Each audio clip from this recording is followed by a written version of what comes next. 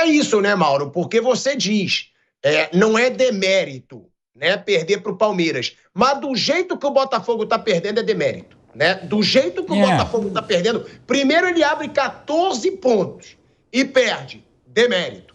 Agora ele abre 6. Quando ele abre, tem um jogo contra o Cuiabá depois. Ele empata em 0-0. É demérito. E aí é aquele negócio. A gente precisa falar verdades também para jogador, que muita gente tem medo de falar. Culpa do senhor Luiz Henrique, né, que perdeu a cabeça e foi expulso. Culpa do senhor Alexander Barbosa, que perdeu a cabeça e foi expulso. Esse Botafogo não pode ser destemperado como ele está sendo. Por quê? Aí eu vou ser até sincero. O torcedor do Botafogo, ele não aguenta mais a situação do Botafogo. Essa é a verdade. Então a gente diz, pô, o torcedor não pode vaiar no intervalo. Eu concordo, não pode. Principalmente nessa situação. Mas vamos ser sinceros também, gente. Não tá sendo fácil ser torcedor do Botafogo.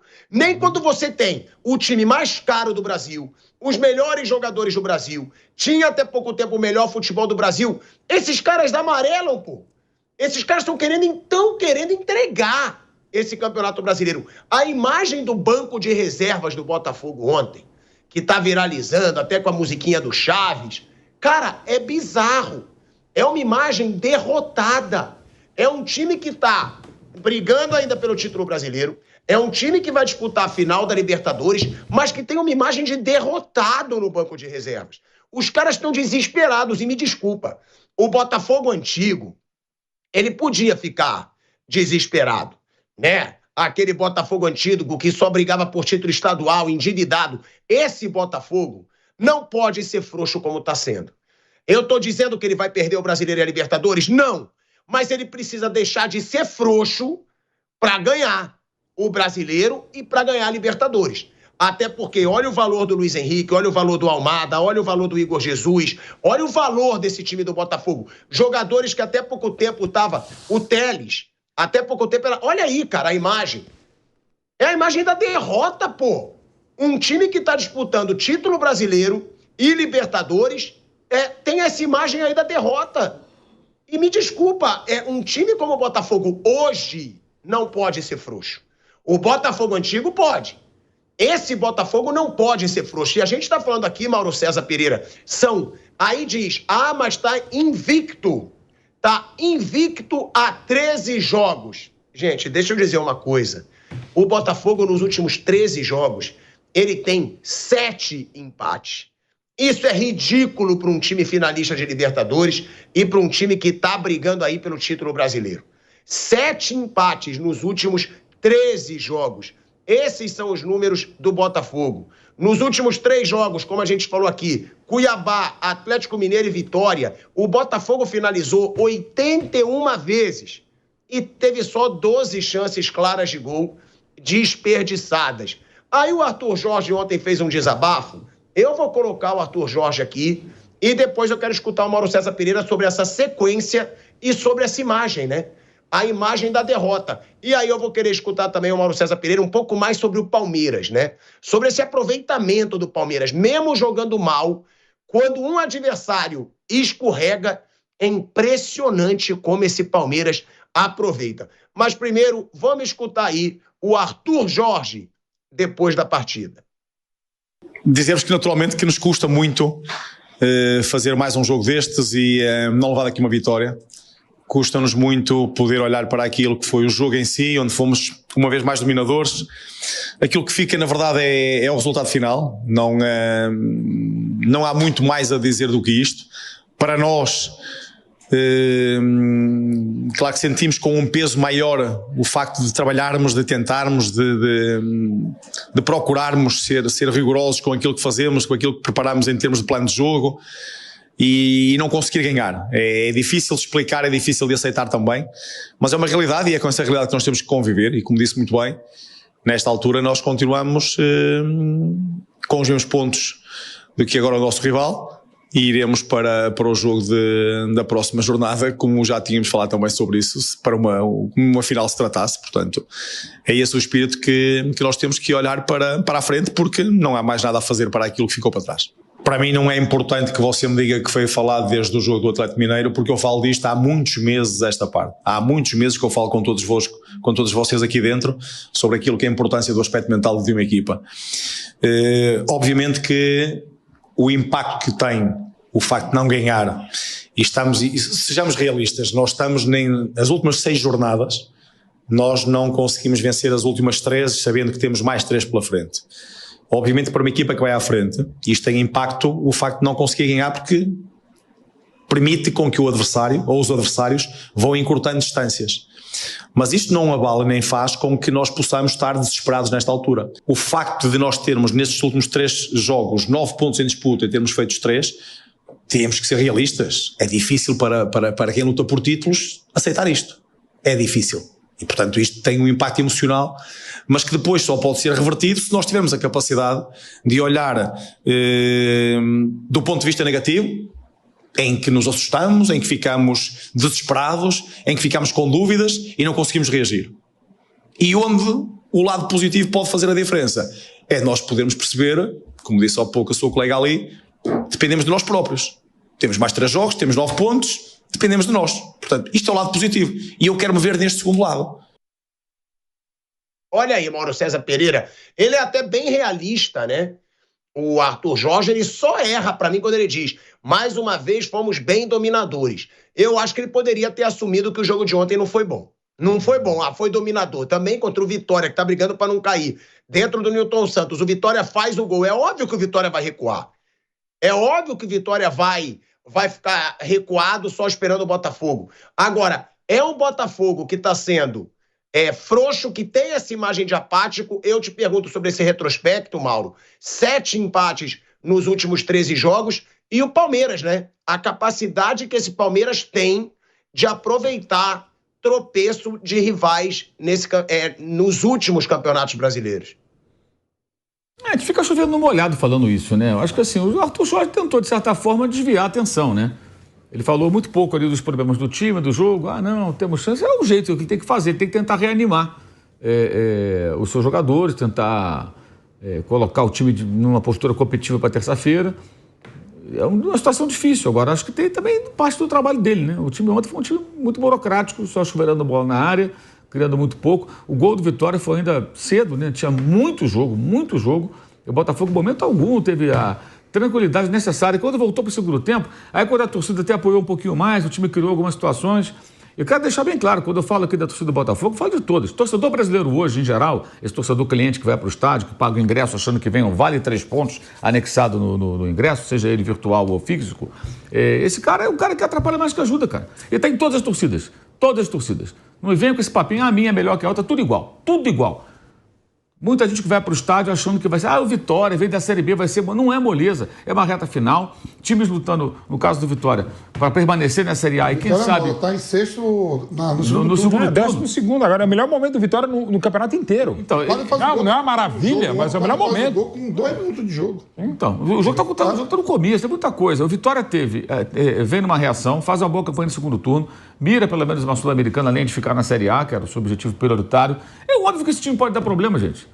Ganhou do Palmeiras. Não ganhou do Palmeiras? Sim. Em São Paulo. Allianz Parque. Então, caramba, cara, como é que o cara vai pro jogo? O cara não pensa, cara, esse jogo é um jogo traiçoeiro. Esse time ganhou do Palmeiras, que é o Botafoguense falando. É o nosso adversário nesse momento na briga pelo título. O Flamengo ganhou do Vitória com um gol no último lance lá, quase do Carlinhos, né? Raro momento do Gabriel. Goleou o Atlético da temporada. Exato. Então, assim, é um time que tem alguns feitos relevantes no campeonato para uma equipe mais modesta em termos técnicos, investimento, que vai da segunda divisão. Então, acho que tudo isso é um momento que acho que o Botafogo tem que tentar se unir com a sua torcida, os jogadores entenderem, exorcizar o ano passado e ter muita concentração. O jogo de terça-feira tem que ser o jogo perfeito. O jogo perfeito. Agora, eu entendo também que ele vai tentar se esquivar, porque se for falar do time, ele vai descer um cacete no time, né? Vai passar a coletiva inteira falando que foi péssimo. E ele vai ter que se incluir nisso, que ele é o técnico. Inclusive, notei ele muito agitado na beira do campo ontem, né? Muito mais do que o normal, me parecia. Normal dele. Parecia baixado o caboclo Zubeldia nele. Ele estava ali, parecia um jogador, corria para lá, para cá. O Casas do Racing. Né? Ou Costas. E assim, falando de questão de torcida, quem viu ontem o que a torcida do Racing fez? A diferença de... Cara, quase 40 mil pessoas atravessaram a fronteira para ver o jogo. Não, e berrar o jogo inteiro, gente. Isso, olha...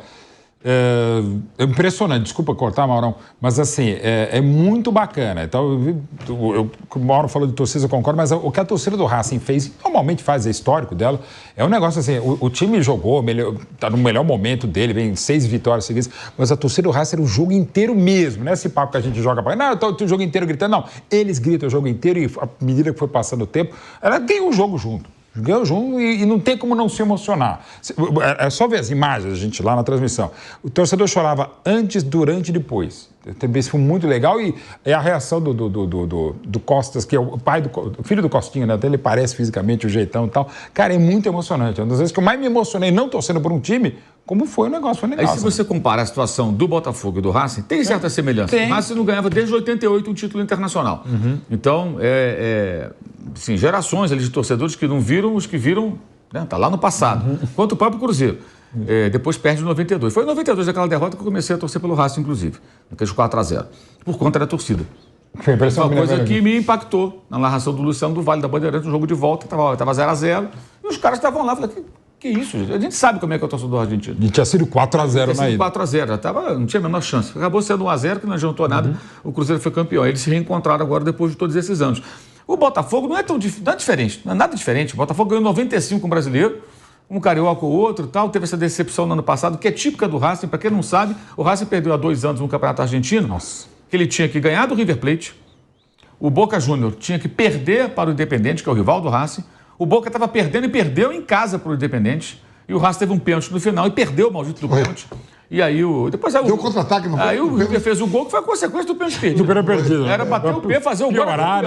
E teve um ano que foi rebaixado e o rival foi campeão. Você imagina? É como se o Palmeiras agora fosse sendo campeão, não vai acontecer. E o Corinthians fosse rebaixado. O Racing passou por isso. Então o Botafogo tem coisas muito parecidas com o Racing. Quando eu falo do Botafogo da torcida, me desculpe, eu sei muito bem o que é, porque já há algum tempo eu acompanho e vivencio isso. Tenho muitos amigos na Argentina e conversamos muito sobre esse tipo de coisa.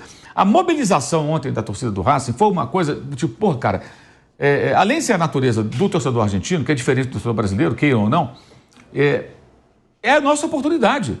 A gente tem que abraçar isso. Então o time tem um apoio, um alento, assim, que é uma coisa incomum. Aí quando você vê o cara vaiando no intervalo, o cara olha pro campo e fala, cara, meu time tá nervoso, vamos ajudar, cara. Aí você vaia no primeiro tempo. E isso é uma tônica hoje na arquibancada aqui no Brasil. Em todos os times, cara, em todos os times. Tem, claro, aqueles torcedores que têm um outro perfil, mas tem muito torcedor cliente. Ah, você agora é sommelier de torcida? Não, tô criticando a torcida. Eu posso criticar o que eu achar que devo criticar. E eu acho que o futebol não se ganha só dentro do campo. O futebol se ganha dentro, fora do campo. Mas fora se ganha no bastidor, se ganha no campo, se ganha no psicológico, se ganha na torcida, no apoio. Por que é tão importante jogar em casa? Porque você vai ter gente te apoiando e pegando, infernizando o adversário. Quando acontece o contrário, o adversário, o visitante, leva vantagem.